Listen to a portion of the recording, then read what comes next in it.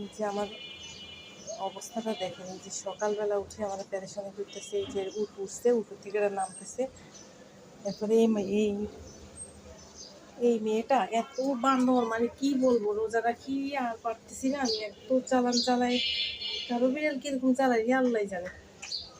ও একদম উপর দিয়ে একটু আছে, ফাঁকা জায়গা আছে, ওইখান দিয়ে উঠি মানুষের বাসার দিকে গেছে, এখন আর আসতে পারে। কি যে দুষ্টামি শুরু করছে ওরা, কি দুষ্টামি শুরু করছে, আর ভাল লাগে না। এই যে সকালে উঠি, বড়টার হলো দামড়াটার হলো একবার শুরু করে দিছি। দামড়ায় আবার তুই ওই দিক দিয়ে যা, ওই যে ছোট্ট একটা আছে এখান দিয়ে ওইখানে।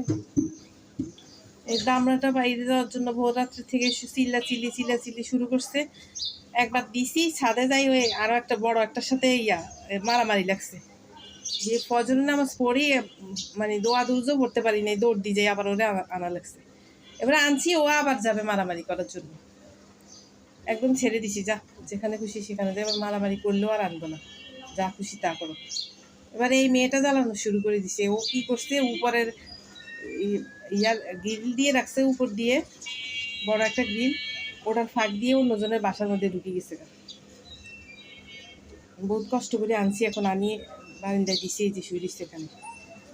তো দুষ্টামি করে, আমি কি বলবো, আর এত দুষ্টামি করে আর পারতেছি না। এখন রোজা রাখি কি সম্ভব? কালকে একবার একটারে দিছি, ওটারে পাই না খুঁজি।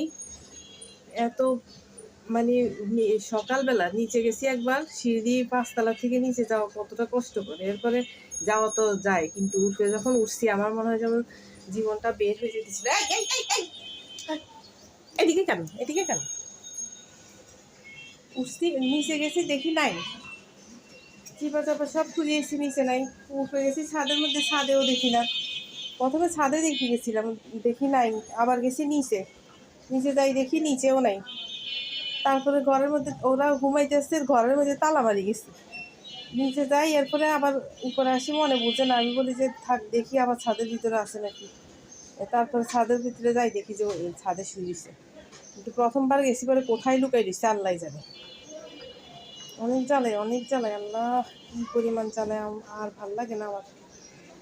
এদিকে বাইরের থেকে রিস্কিউ করি আনি, আমার ঘর ভরাইছি, ওদের ভালোর জন্য করি। এক একটার এক এক রকম হয়ে দিচ্ছে। এটা আনছি, এটা ঝুলি রেছিল কোন বাসার থেকে পড়ি, বৃষ্টির মধ্যে ভিজতেছিল তখন আনছি। এখন এটা একটু বড় হয়েছে, বড় হয়ে এরা শুরু করে দিছে জ্বালানো। এই জারে এই ছোট্ট পান্ডাটা রাখি গেছে কে জানি একটা ওয়ালের উপরে, এত ছোট, মানে মাত্র চোখ ফুটছে এরকম।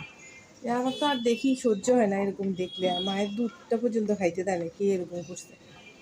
দিয়ে গেছে ওয়ালের মধ্যে, নিয়ে আসছি।